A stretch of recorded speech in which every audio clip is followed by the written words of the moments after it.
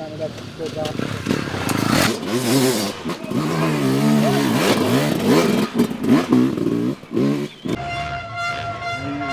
Hey, this is last year Enduro3 World Champion.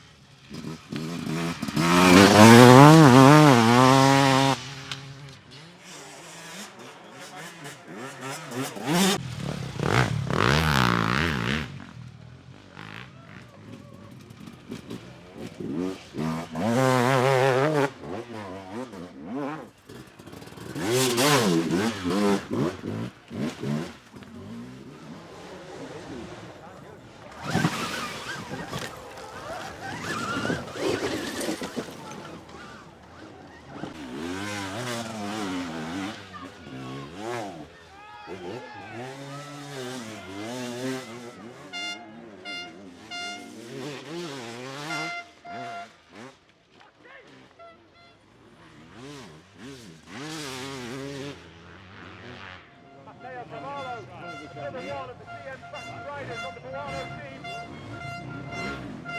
Gets over there, lost it, up the hole and getting applause from the crowd.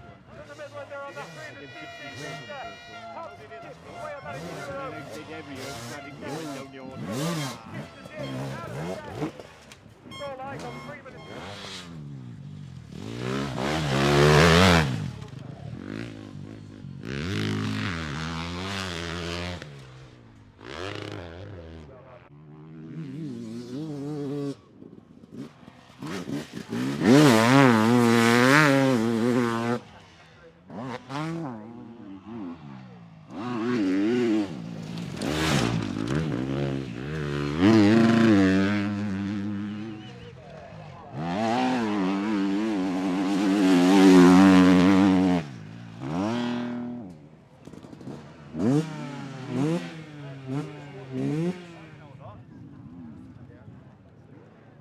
This is the one where you can make the time, man.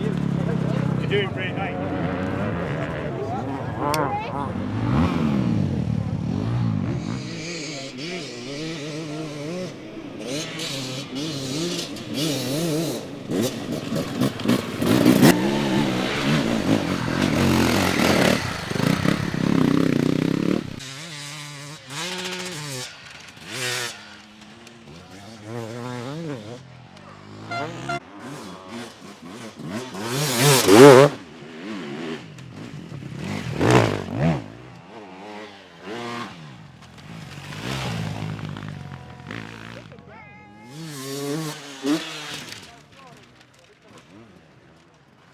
Jet Excels, ladies and gents, come on! Let's get behind Jet! Number 47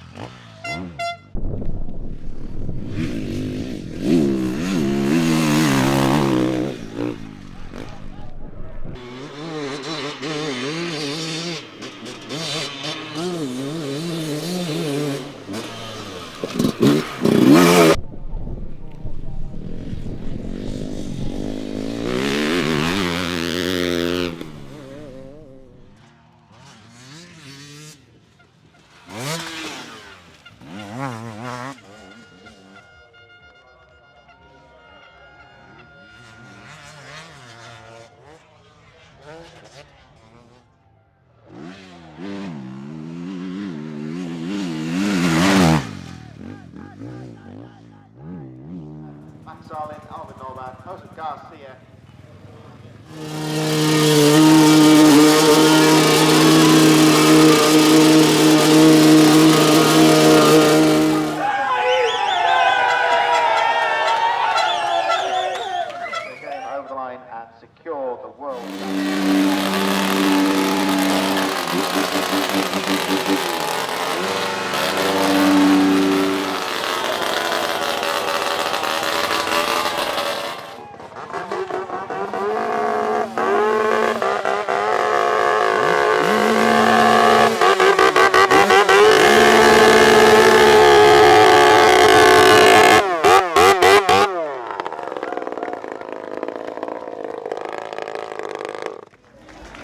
And Jose Garcia also receiving the World Championship Winners Plate for 2026.